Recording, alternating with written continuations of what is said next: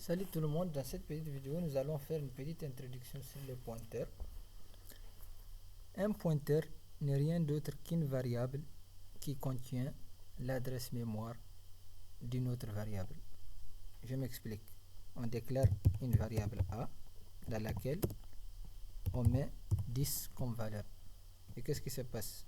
On va essayer de représenter ça sur Paint. On a déclaré une variable A dans laquelle on a initialisé à 10. En déclarant une variable A dans l'espace mémoire de l'ordinateur, on alloue une case mémoire dans laquelle on va stocker le contenu de la variable. J'espère que je me suis bien fait comprendre. Et cette adresse, cet emplacement où on a stocké 10, par exemple la valeur de A une adresse mémoire. J'espère que je me suis bien fait comprendre. A une adresse. Une adresse.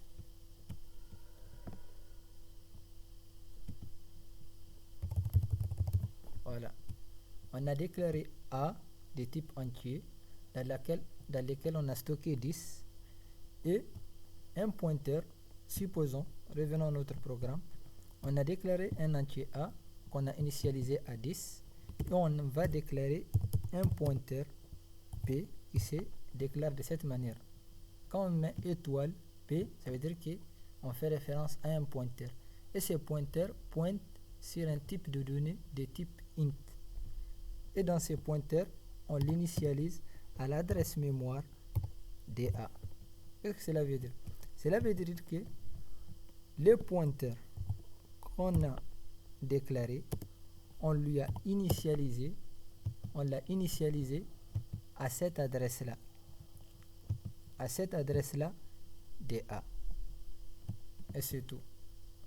Ce n'est ni plein, ni moins, ni plus que ça, un pointeur. Donc, on va tenter, par exemple, d'afficher A. On va faire un printf de A. A est égal %d et son adresse est %p pour les adresses. On fait un retour à la ligne, virgule A et l'adresse de A. Et on va retenter de faire le même affichage mais grâce au pointeur. Ici, on va afficher la valeur de A et son adresse mais grâce au pointeur. On va dire l'adresse de A, la valeur de A, c'est le pointeur P et son adresse c'est P lui-même. Quand on met étoile P, on indexe le contenu de la variable pointée par le pointeur. Et quand on met P tout court, sans étoile, ça veut dire qu'on indexe le contenu de P lui-même. Ça veut dire ce qui veut dire l'adresse de la variable A. Et on affiche les résultats. On voit que A est égal à 10 et son adresse mémoire est ce Mitsubishi là. Ça c'est le premier affichage par la variable A. Et le second l'a fait par la variable P qui est le pointeur. Et on peut changer la valeur de A grâce au pointeur qui pointe sur lui. Par exemple, on va dire pointeur P est égal 33 par exemple. Et on va tenter de réafficher A.